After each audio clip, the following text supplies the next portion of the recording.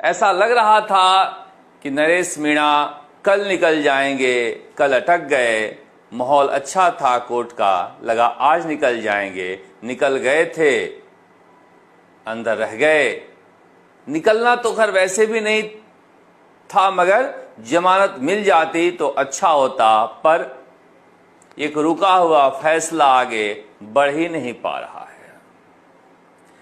आज माहौल इसलिए अच्छा लगा कि सरकारी वकील ने नरेश मीणा की जमानत का विरोध नहीं किया। जिस तरह से तीखे हमले बोले जाते थे सरकार की तरफ से, वो हमले आज शांत रहे, मगर जज साहब के मन में शायद कुछ आशंकाएं रही होगी, जिसकी वजह से जमानत नहीं हो पाई।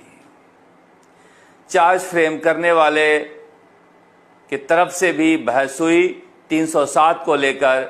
जाहिर सी बात है कि जिस तरह से वो गुस्से में थप्पड़ मार रहे हैं, जिसकी भरपूर भर्त्सना हमने की थी, मगर वो मारने का अंदाज जानलेवा नहीं है, इसलिए 307 लगाने का मतलब नहीं था। और जज साहब भी इससे सहमत हो रहे थे, सब कुछ ठीक चल रहा था।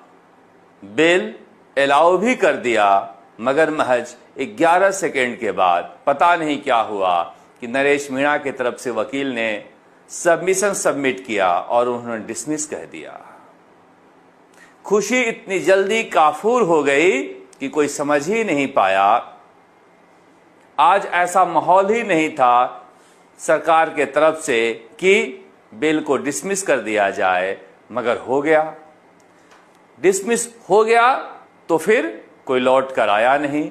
लंच के बाद दोबारा जज साहब बैठे, फिर से बहस हुई। इस बार नरेश मीणा के वकील उग्र हो गए और जज साहब से लंबी बहस हो गई, थोड़ी गर्मा गर्मी जैसा माहौल भी हो गया। फिर उन्होंने अपनी याचिका वापस ले ली है। अब आगे क्या होता है